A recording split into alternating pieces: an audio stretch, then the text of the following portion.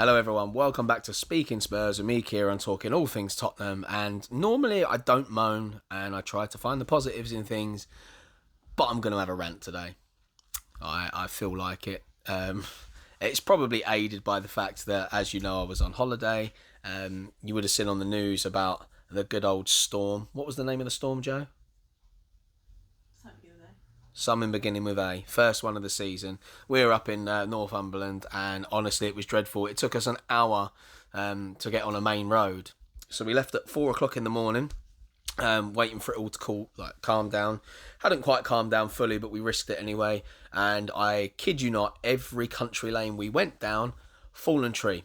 One of them we actually moved out the way, broke down into pieces to go round it, went further down, and two massive conifers or something have fallen over. And honestly, it was like a wall of green. So we had to reverse, go another way, blocked, another way, blocked, another way, blocked. And then we finally found a route to get through, but we had to go round several trees and wheelie bins and whatnot. So that was a fun 6-hour drive home. And then I had a football match to play.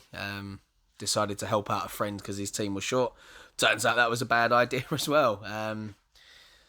We had a pretty decent first half, we're ahead, and we ended up losing the game 5-3. And I've come away with a couple of little niggling injuries. So, happy days. Tottenham losing has added to all that. So, we're talking about that 2-1 loss against NS Mura, who are the lowest ranked team in the competition. Just to put it in perspective, they are 341st on the coefficient ranking. And they're also mid-table in the Slovenian league at the moment. So it's not even like they're bossing their own league. What can I say? Absolutely shocking. We should not be losing to teams like this. We fell behind to a great strike from their player Horvat, and it was a great strike. Shouldn't have got the chance. It was a Davinson Sanchez slip that managed to give him the momentum to go onto his left foot. Galini had no chance. That was followed by Ryan Sessegnon being sent off for a second yellow in the first half. Kane levelled with 18 minutes to go.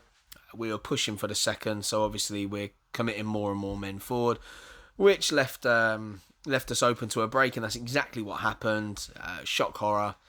Marassa broke through and scored with the last kick of the game.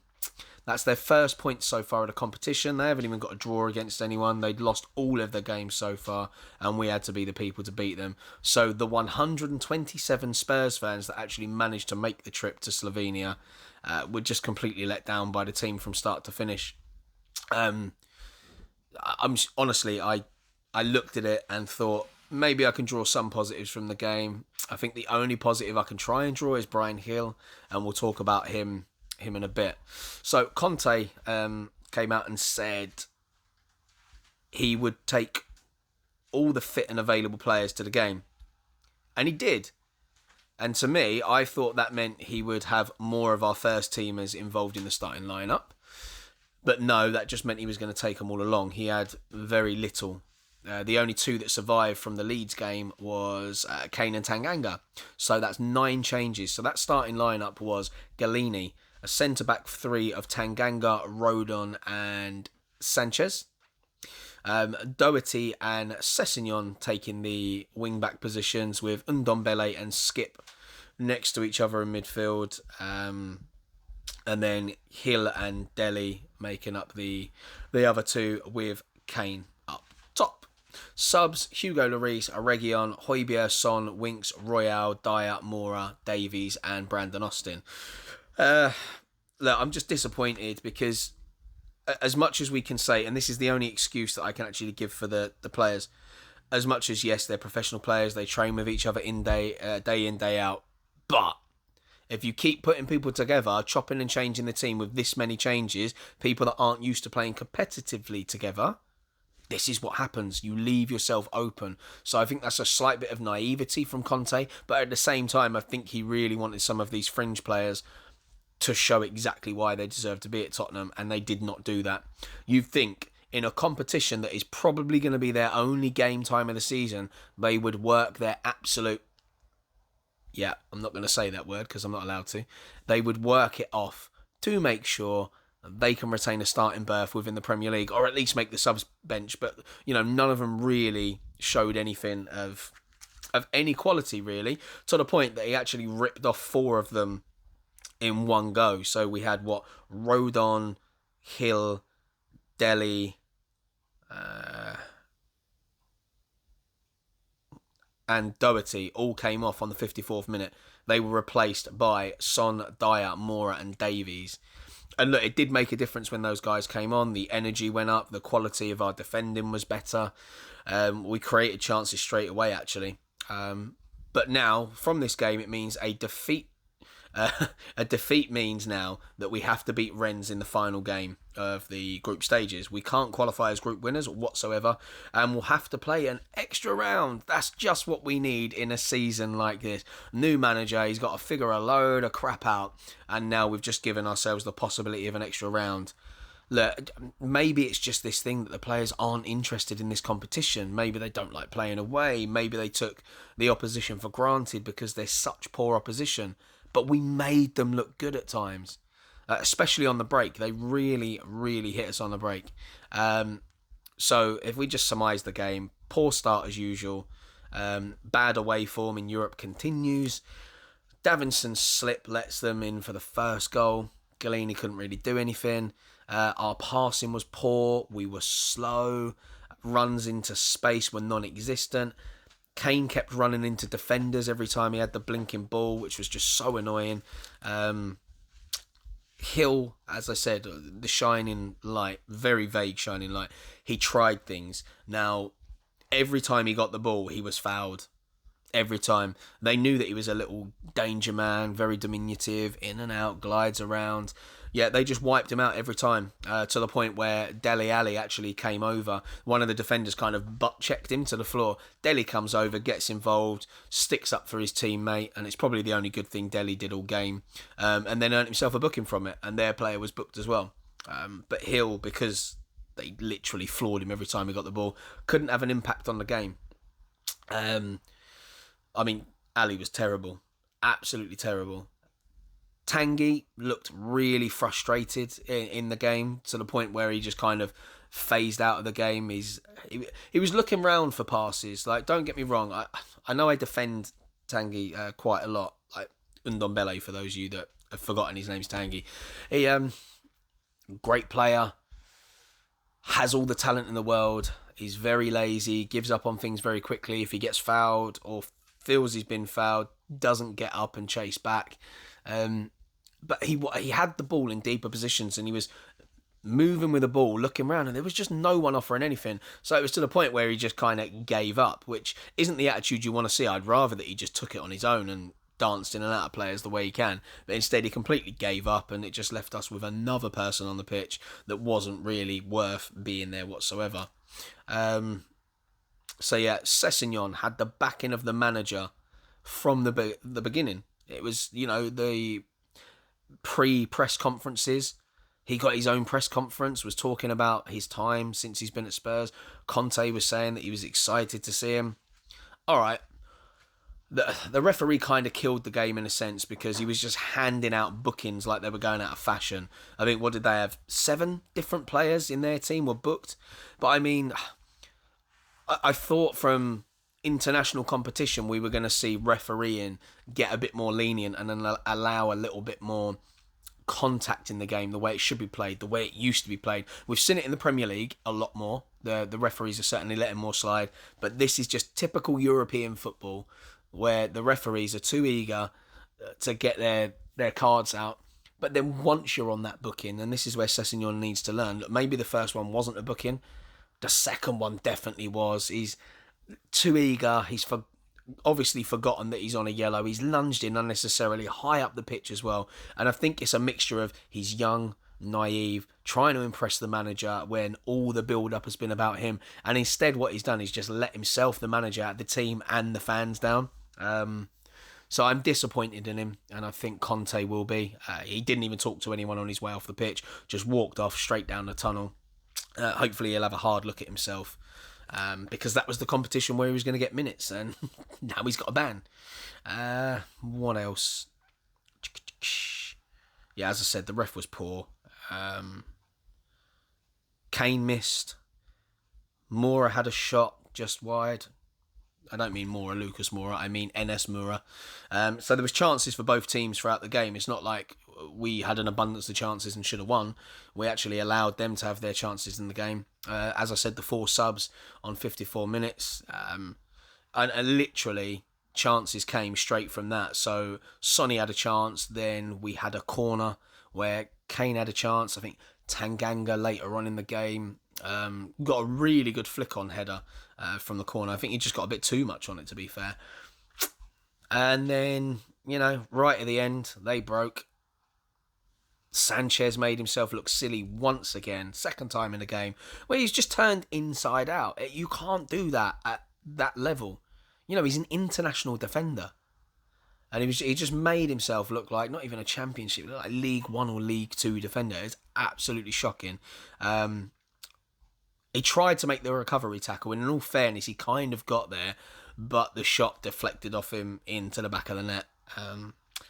Mura players went absolutely mental, as you would imagine. Their first points in European competition.